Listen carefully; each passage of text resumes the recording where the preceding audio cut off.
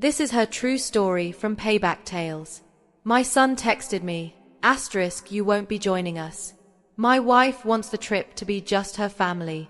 *, I had already paid for the entire vacation, so I froze the travel fund before takeoff. They boarded the plane, but my card didn't go through. The text continued, *, you should understand your place.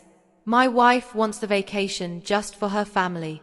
You've already done your part by paying. *. That was the message my son sent me at exactly 11:02 p.m., just 2 nights before the family trip I had been planning, paying for, and dreaming about for 3 years. I sat at the kitchen table, my reading glasses on the tip of my nose. The only sound in the house was the soft hum of the refrigerator. I had just finished putting travel-sized sunscreen bottles into zippered bags I had labeled by hand, one for each grandchild. My hands were still sticky from wrapping little souvenir bags with keychains that said, * Aloha, Grandma loves you. *. The phone buzzed again. Another message, * don't take it the wrong way, Mom. It's not personal. It's just simpler this way. *. I didn't reply. I stared at the glowing screen until it went dark, then placed it face down on the table. He didn't call. He didn't say thank you. He didn't even try to soften it with kindness. It was just a quiet, cold reshuffling of family. The woman who had raised him had, in his words, become * not part of her family. *. I had known things were changing. It wasn't just how Tanya, my daughter-in-law, corrected me in front of the kids or rolled her eyes when I shared stories from when my husband and I first visited Hawaii on our honeymoon. It wasn't even about how she started hosting holidays at her mother's house and only told me the day before. No, what really told me everything I needed to know was the way she looked past me, not through me, but past me, like a waitress at a restaurant who had already dropped off the check. Still, I never thought Nathan would go along with it. He had once written me Mother's Day cards that made me cry. He used to bring me pink tulips every March, even when he lived out of state. When he was a boy, he told his teachers I was his best friend. I kept the picture he drew in 2nd grade. I had a cape, and the caption said, * my mom saves the day. *. Apparently, I was no longer part of that story. I looked at the small duffel bag I had packed for myself. Inside were 2 sundresses I hadn't worn in years, a photo of my late husband that I planned to place on the dinner table during our night at the beach, and a small box of matches for the candle I wanted to light in his memory. The candle was lavender, his favorite scent. I had imagined us standing barefoot on the sand as the sun sank into the ocean. I pictured my grandson holding my hand and asking, * did Grandpa love the beach too? * And I would say, he loved it enough to bring me here before we could afford it, and he loved it even more because he shared it with me. But none of that would happen now, because I wasn't invited. I had paid for the beachfront villa, booked the flights, arranged the airport transfers, luau tickets, snorkeling lessons, and breakfast baskets. I had spent hours on the phone with the travel agent, making sure the beds were soft enough for the kids and the walkways safe for Tanya's mother's bad knee. And now, I was just a line item that had been crossed off, the ATM that wired the money and then quietly disappeared. I sat in the kitchen for a long time. The clock ticked toward midnight. The house was dark, but I didn't turn on the lights. I let the soft glow from the under-cabinet bulbs cast long shadows over the counters I had scrubbed earlier that evening. For a moment, I didn't feel anger or sadness, just shame. The quiet, aching kind that makes you feel foolish for ever hoping. I thought about calling him. I even picked up the phone. But what would I say? * that hurts. *. He knows you've changed. *. Please let me come. *. I couldn't beg, not after everything I had given. So I set the phone back down. I got up, walked slowly to my desk in the den, and turned on my old laptop. The screen blinked awake, slow but familiar. I opened the folder labeled * Hawaii Travel Fund. *. There it was, $21,763.84. The total I had been saving since the day I retired. It had started with $10 bills tucked into envelopes. Then I sold old furniture and tutored English online at night. Every single dollar went into this trip. I had set up a travel fund account and linked it to pay for the villa, the airline tickets, and all the activities. I had set all the cards to draw from my account because I trusted them. Because I thought trust was something I had earned. The cursor blinked. I hovered over the button that said *freeze account. *1 click would pause all payments. One phone call to the travel agency could stop everything. I didn't click. Not yet. Instead, I opened a blank document and started typing something else. Not a reply to Nathan. Not a plea. A list. A new list of names. Women from the church who hadn't left the state in 20 years. My friend Carol, whose son hadn't spoken to her since she got cancer. Louise, who had buried her husband last fall but still brought his photo to Bible study. Frances, who helped raise her grandkids but wasn't invited to their graduations. Beverly, who told me last month that no one had ever taken a picture of her on the beach. I saved the file. Then I went back to the bank page. I clicked *freeze. A small box popped up. Are you sure you want to pause all linked transactions? I clicked yes. Another message appeared. All linked cards will be disabled immediately. Yes. Then I sat back, closed the laptop, and took a deep breath. I picked up the souvenir bag I had made for my youngest grandson. I took out the keychain and placed it on the table. Then I unwrapped the others, one by one. For the first time in 3 years, I let myself imagine a different kind of trip. One where I wasn't unwanted, a burden, or a footnote, but a host. And I smiled. Not out of revenge, but out of something stronger, clarity. It started with a jar, an old mason jar I kept behind the flower in the kitchen cabinet. I called it the *dream jar, though no one knew but me. Every time I skipped buying something small, a bottle of vitamins, a movie rental, a new pair of house shoes, I'd put that money into the jar. At first, it was little, $5 here, a few dollars there. But over time, it grew quietly, like hope tends to do. 3 years I saved. I cancelled my cable. I stopped buying my favorite tea.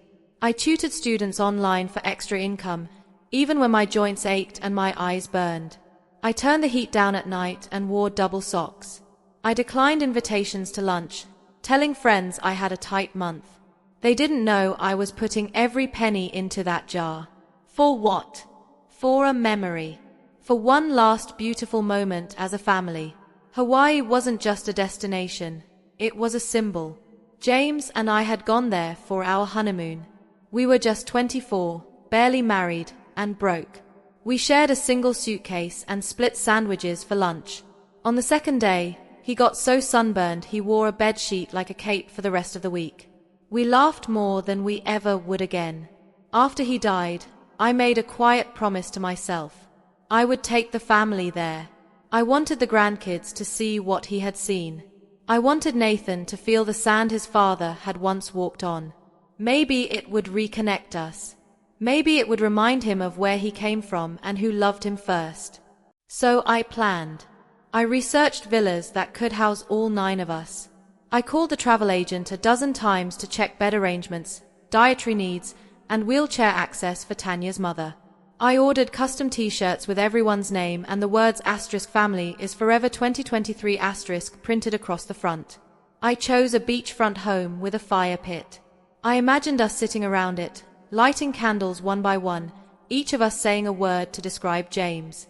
I would bring his photo, the one of him laughing with his head thrown back, sun in his hair, and hold it while we all shared something good. I imagined silence, then tears, then laughter, but mostly I imagined being seen, being thanked, being held. None of that happened because somewhere along the way, I stopped being part of the picture. I don't mean just metaphorically. I mean literally. I noticed it slowly, fewer group photos. At Thanksgiving, Tanya would say, let's do one of just the kids, then, let's do one with just our family unit. By the time they were done, there was no time for one with me.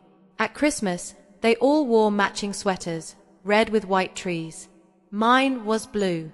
I didn't even know there was a plan. Nathan would brush it off, oh, you're not into that stuff, Mom. But I was. I just wasn't asked. Tanya took over birthdays. She hosted everything at her mother's house. I was invited, but I felt like a guest. Once she told someone, * Nathan's mom is here, too, * as if I had wandered in uninvited. She always smiled like she meant no harm. But harm doesn't always come with raised voices. Sometimes it comes with exclusion, omission, being left out of every photo, every story, every seat at the table. Still, I planned. I held on because this trip would bring us back together. Once we were all under that Hawaiian sky, with waves whispering against the shore and children squealing in the sand, maybe love would remind them. That was the story I told myself. That was the dream I built from small, silent sacrifices, until that text. That single text turned a 3-year dream into a 3-second dismissal. * You've already done your part by paying. *. Suddenly, every skipped tea, every cold night, every hour spent tutoring while squinting at a screen felt foolish. I hadn't been building a bridge. I had been building a pedestal, one they never planned to stand on. I thought about the candles I had packed and the moment I imagined us holding hands by the fire. Then the truth hit me, sharp and sudden. They didn't want my stories. They didn't want my memories. They only wanted my money. And once they had it, they wanted me to disappear. That night, I went to the closet and unpacked my bag. I placed the lavender candle on the table beside James's photo. Then I sat in the quiet and asked myself a question no mother should ever have to ask. * When did I become a burden in the family I built? *. The morning after the text, I woke up earlier than usual, not because I had somewhere to go, but because I couldn't sleep. His words kept repeating in my head. Not his voice, just the words. Cold. Typed. Sent through a screen. * You've already done your part by paying. *. I moved through the house like a ghost, folding the same blanket twice, straightening picture frames that were already straight, wiping the kitchen counter even though it was spotless. The silence clung to me. It hummed in the walls. Later that afternoon, I opened my email to check a grocery receipt.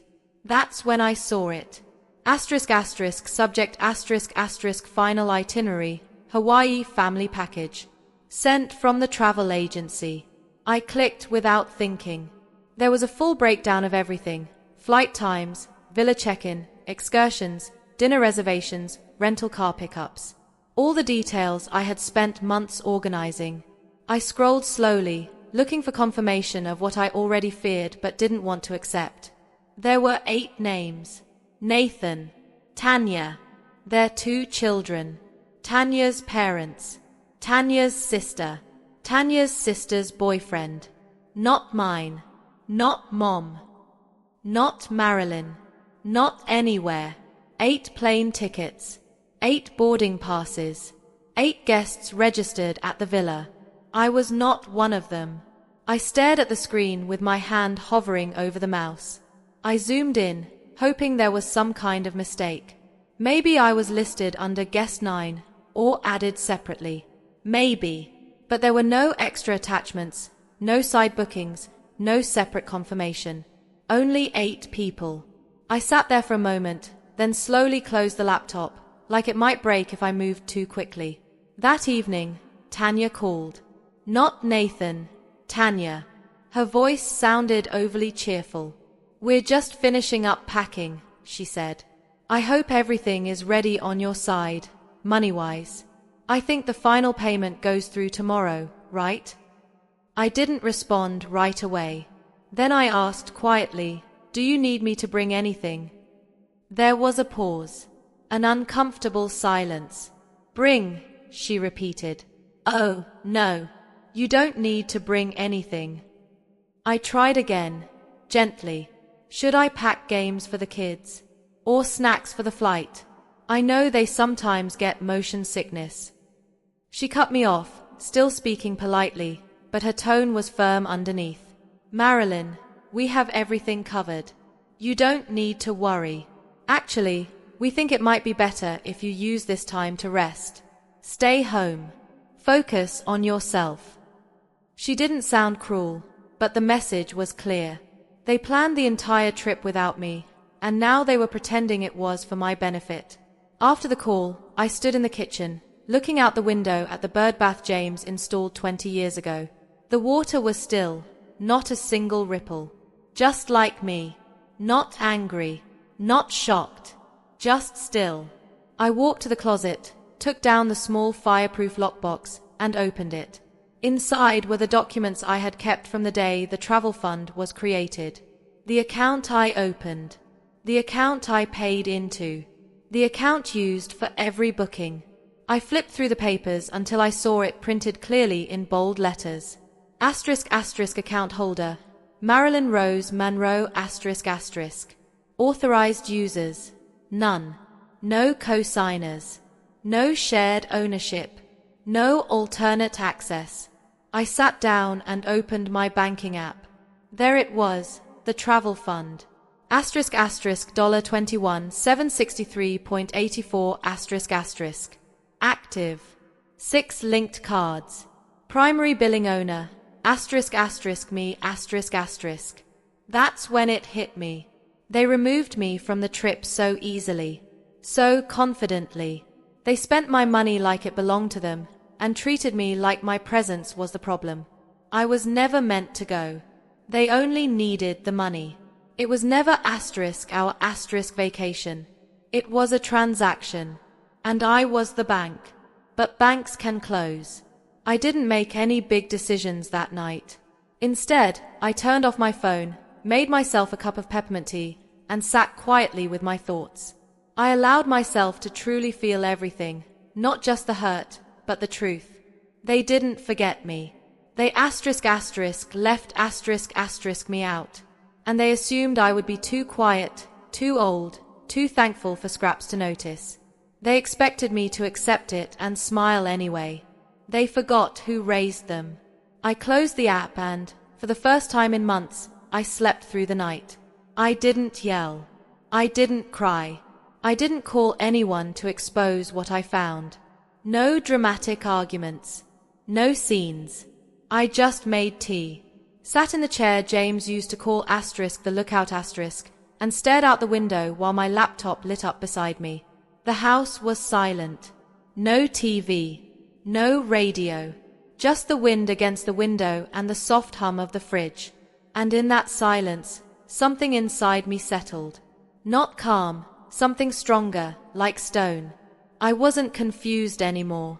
I wasn't waiting for an apology. I was planning. I opened the banking app again and scrolled to the travel fund. My name was still at the top. Asterisk asterisk account owner asterisk asterisk. I checked the linked cards. 6 in total. Asterisk 1 for the resort. Asterisk 1 for the car rental. Asterisk 1 for the airline. Asterisk 3 for extras, food, excursions, entertainment. All set to pull money from one place. Asterisk asterisk my account asterisk asterisk. I clicked on the settings tab. And there it was. Asterisk asterisk transaction lock. Freeze mode asterisk asterisk. I hovered my cursor over the switch. A small message appeared underneath. Asterisk activate this to pause all outgoing charges. Linked cards will be disabled. No new payments can be made without the account owner's approval. Asterisk. Just one click. That's all it would take. But I didn't click it yet. Instead, I opened my calendar. I found their departure date and circled it in red. Their flight from LAX was scheduled for asterisk asterisk 10:45 a.m. asterisk asterisk. If they arrived 2 hours early, they'd be checking in around asterisk asterisk 8:45 a.m. asterisk asterisk. That meant I could activate the freeze at asterisk asterisk 8:15 a.m. asterisk asterisk, right before they reached the gate, right when they felt confident that everything was paid for. That would be the moment the cards stopped working. If I chose to let it happen. If I stayed silent long enough. But I still didn't press the button. Not yet. Because once you stop being what people expect, the good mother, the generous grandmother, the smiling supporter who never asks for anything in return, there's no going back to that role. And I needed to be sure. So, I gave them one last chance. Just one. I sent Nathan a message. Short. Calm. Like myself.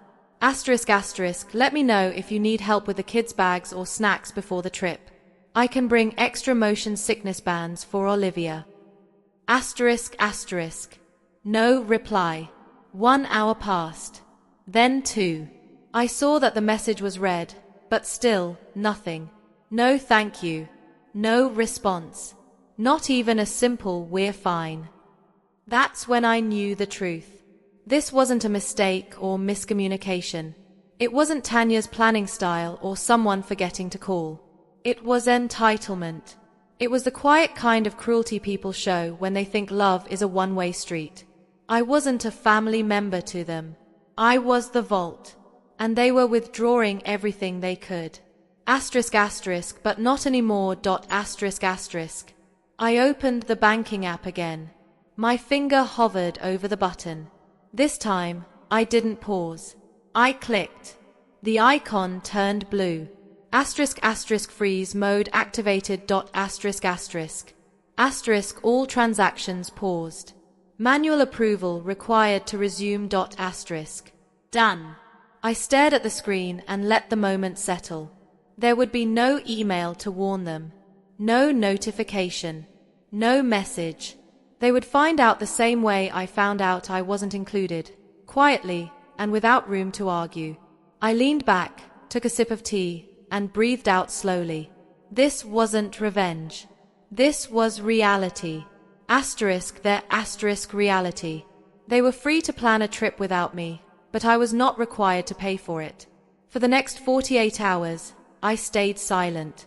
When Tanya posted a picture of matching beach hats on social media, I didn't comment. When Nathan texted the family group chat, all set, ready for takeoff, I said nothing. When my youngest granddaughter sent me a voice note saying, asterisk grandma, we're going to see sea turtles. Asterisk, I saved it, held the phone to my heart, and whispered, I'm sorry, sweetheart, but someone has to teach your parents the value of respect. Then I opened my laptop and created a new spreadsheet. This time, it wasn't for them. It was for asterisk asterisk me asterisk asterisk. At the top, I wrote, asterisk asterisk those who deserve to be seen asterisk asterisk. Then I listed the names. Carol, Beverly, Louise, Francis, Nora, Denise. Women like me, overlooked, underestimated, taken for granted. Under each name, I began planning a vacation. Not to reward them, but to restore us. Not out of pity, but from strength. If I was the one holding the checkbook, then asterisk asterisk I asterisk asterisk would choose who was worth bringing. That night, I slept with the window open. The wind felt like a secret finally spoken. They packed their bags. They printed their boarding passes. They believed everything was perfectly planned. But flights don't run on luggage and scheduling alone. They run on trust. And I didn't trust them anymore. The next morning, they left for the airport with matching suitcases and straw hats, carrying the smug confidence of people who think nothing can go wrong. They had no idea what was waiting for them. Tanya posted a photo on Instagram from the back seat of an Uber. The kids were smiling, and Nathan was making a peace sign. Her caption said, asterisk off to paradise.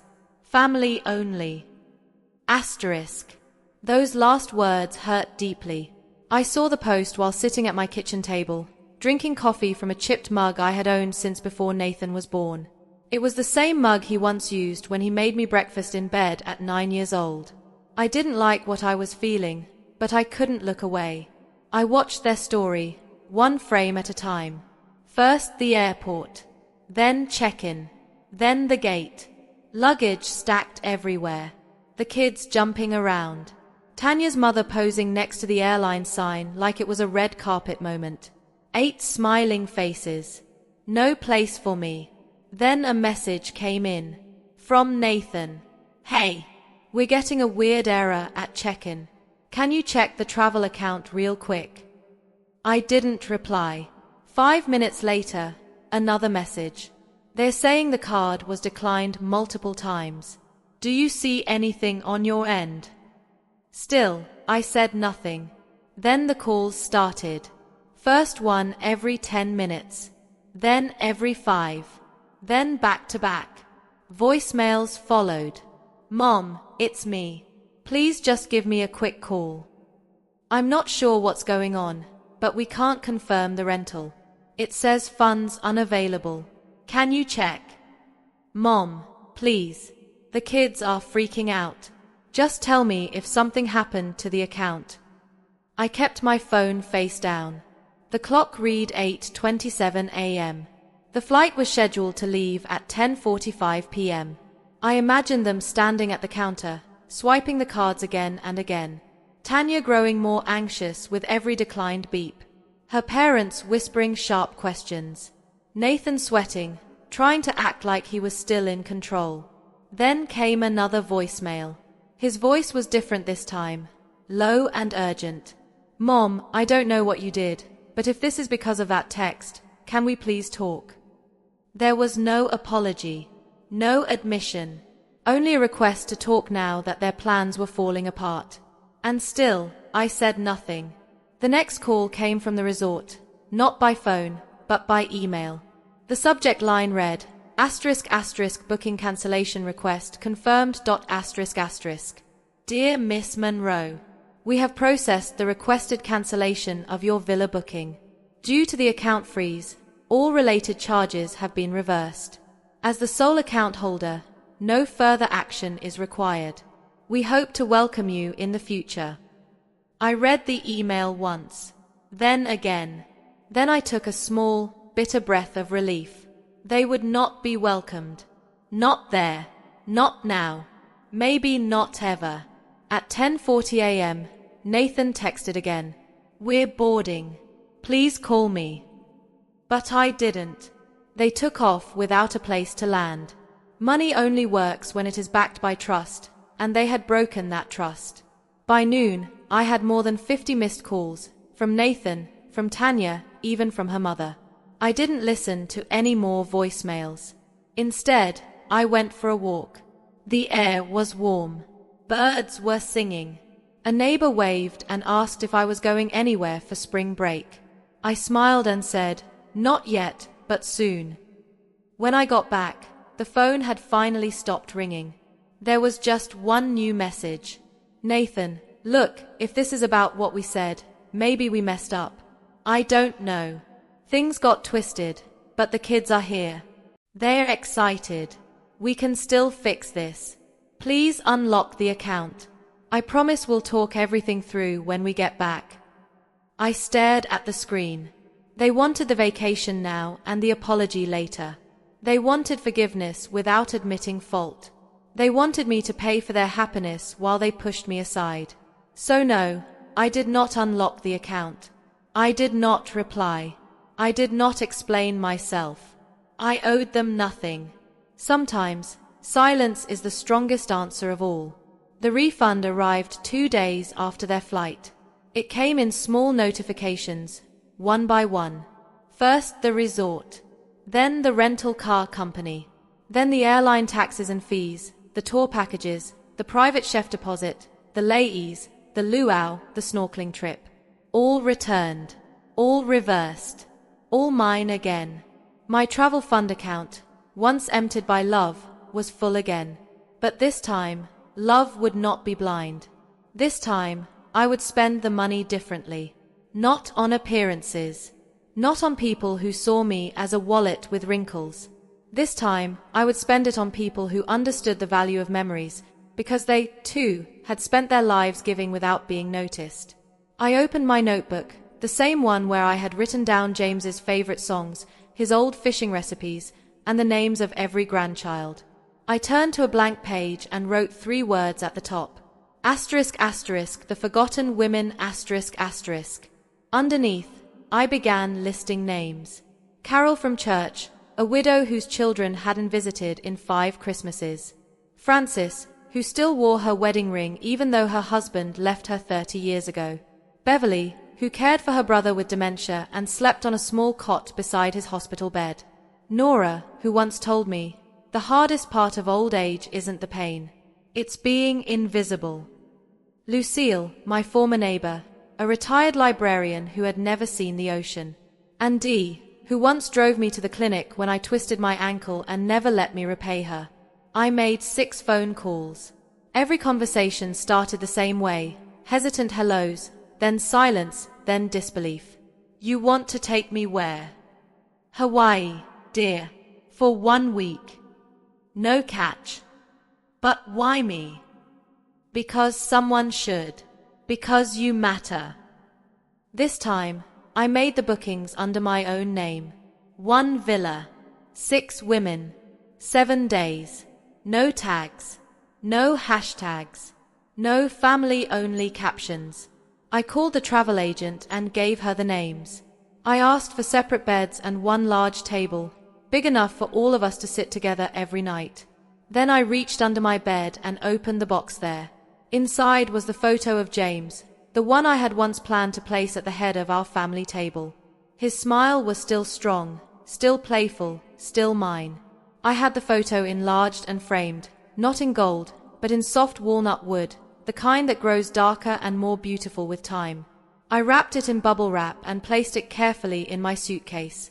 When we arrived at the villa, perched above the ocean, palm trees swaying slowly and salty air brushing our skin, I walked inside and set the photo on the dining table. No one questioned it. No one asked me to move it. That night, we sat together under hanging lights. Waves whispered through the open doors. Carol wore a bright scarf and kept refilling everyone's wine. Beverly raised a toast to finally being somewhere she didn't have to clean. Frances cried when she saw the view from her window. We didn't talk about who had forgotten us. We talked about who we remembered. We didn't compare our wounds. We shared the strength beneath them. And James, my James, watched from the center of the table, his smile never fading. Each night, we lit 1 candle beside his photo. Each woman shared 1 thing she wished someone had told her at 30. I see you. You're allowed to rest. You don't have to earn love. Your story matters. You are not a burden. You are never invisible. On the last night, we walked along the shore in silence. The stars felt close enough to touch. The water wrapped around our ankles. Moonlight turned every wrinkle, curve, and scar into silver. I looked at the women beside me, women who had given without asking, loved without limits, and endured without applause. And I understood something then. I hadn't just taken them on a vacation. I had brought them home, to each other, to themselves, and to the truth that when memories are shared with the right people, they become more than a moment in time. It becomes a legacy. The email arrived 3 days after they returned. I had just come back from a morning walk, with the sound of the ocean still in my ears.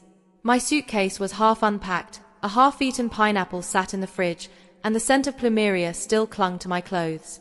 I sat at my desk, opened my inbox, and saw it.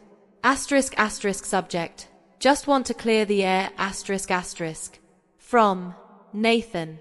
I stared at the screen for a long moment before opening it. Hi, Mom. We're back now. It was, well, not quite what we imagined. A lot went wrong, obviously, and I guess some of that was our fault. I'm not saying everything was handled perfectly. Maybe things could have been communicated better. Tanya says hi, by the way. She was really stressed and didn't mean to exclude you like that. I think she just wanted the trip to feel a certain way. You know how she is about structure. Anyway, I've been thinking. Maybe we weren't fair. Maybe we messed up.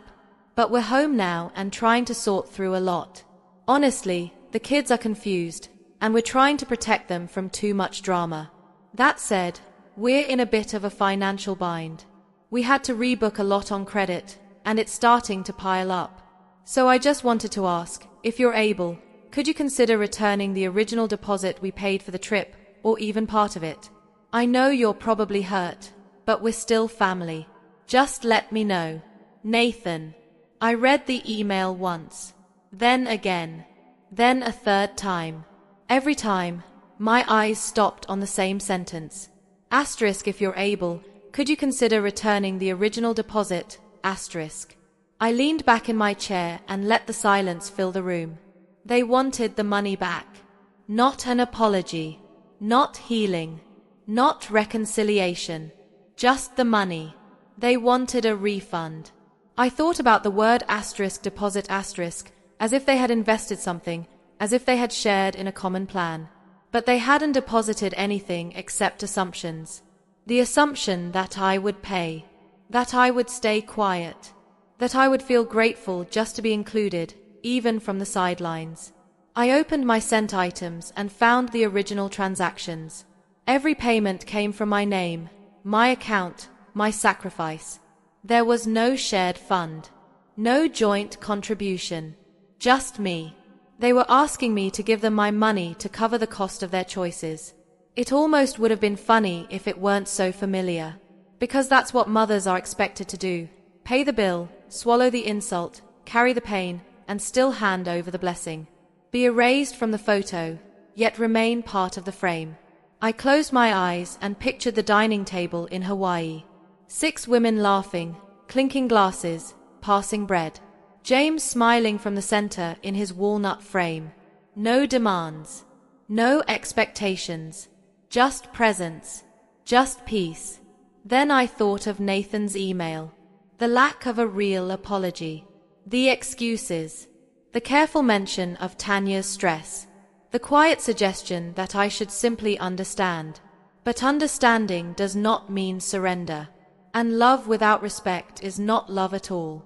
I opened the email again, hovered over the reply button, then closed it. There was nothing I needed to say. Because if someone asks you to refund betrayal, they never deserved an explain. I closed the laptop and went into the kitchen.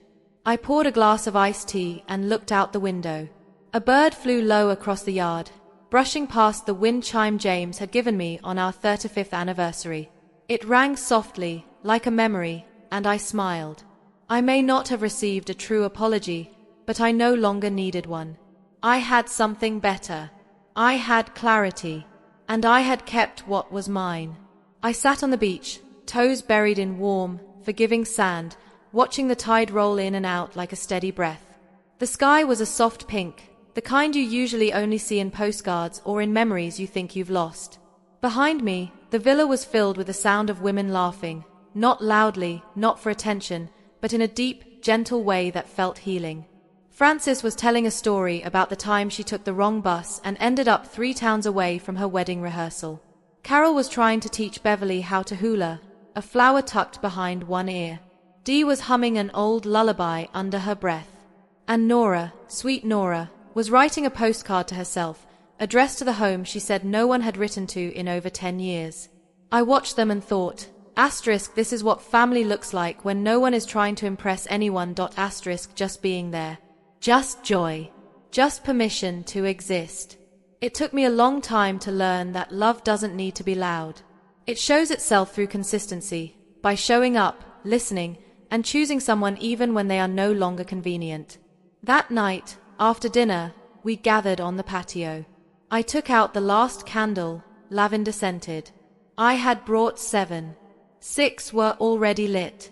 Each one had been lit by a different woman, each holding a memory, a name, a goodbye they had never been allowed to say out loud. Now it was my turn. I placed James's photo at the center of the table. The women grew quiet. I held the match in my hand. This, I said softly, was meant to be for all of them. For my family. But maybe it was always meant for this. I struck the match. The flame flared, then settled. I lit the candle and watched the wax begin to melt, slow and steady, like time itself. Beverly reached over and gently touched my hand. I didn't think I'd ever feel this again, she whispered. Peace. Gratitude. Like I matter. She looked at me with tears in her eyes. I didn't think it would come from someone like you. Someone like me. I asked, smiling. Someone who knows, she said, what it's like to give everything and still be left outside the door. I didn't answer. I just held her hand a little tighter. After the candle had burned for a while, I stood up and walked toward the edge of the beach. The women followed slowly, barefoot. Each of them carried something small, a seashell, a ribbon, or a folded paper with a name written on it. We formed a circle in the sand. There was no ceremony, no plan, just quiet. Then I spoke, not to them, and not even to James, but to the part of myself that needed to hear it most. I'm not sad anymore. And it was true. I wasn't angry either. I wasn't waiting for Nathan to call. I wasn't hoping Tanya would suddenly understand what she had done. I wasn't holding on for a dramatic reunion where everyone finally realized how much I had carried. I had let it go. For the first time in decades, I felt light. I thought about that email, the weak, careful attempt to turn an apology into a request for money. I thought about all the years I spent trying to be enough for people who only noticed me when they needed something. And I smiled. Not the kind of smile you wear at family gatherings, holding a paper plate, told to sit at the kids' table because there's no room left. But a real one. No, this was the kind of smile that comes when you finally understand that you were never the problem. You were simply giving your best to people who had already decided it would never be enough. That's when the words came to me, quiet as the wind. **** kindness can turn into entitlement. ***. So I stopped giving that kind of kindness. And now I owe nothing to anyone, not because I am bitter, but because I am finally free. Free from expectations that only drained me. Free from the weight of belonging that was never real. Free from a version of motherhood that demanded constant sacrifice without ever asking how I felt. And what about you? I stood at the shoreline and let the waves reach my feet. They wrapped around my ankles and pulled at the sand, as if they were whispering, ***, let it go. ***. So I did. I let go of the dream of a family that would make space for me. I let go of the home I helped build but was never truly welcomed into. I let go of the quiet, endless need for approval I had already earned 1,000 times over. And what remained was this. A small group of women. A villa glowing behind us. My husband's smile, frozen in a photograph. And a heart that no longer begged to be seen. I turned back and looked at them, my chosen family, and realized something important. I was never left behind. I simply found the people who were walking in the same direction as me. If this story touched something deep inside you, if you've ever given your heart to a family who forgot you, if you've ever been erased and had to write yourself back into your own life, then you belong here. This is Payback Tales, True Stories ***, where silence becomes strength and memory becomes power. We tell the stories no one else dares to tell. Stories of mothers cast aside, of women who endured, of legacies rebuilt, not with noise, but with truth. So if you believe kindness is not weakness but wisdom, if you believe being forgotten is not the end of your story but the beginning of a better one, subscribe to Payback Tales True Stories *** today. Because when a Payback Tale speaks, the world finally listens.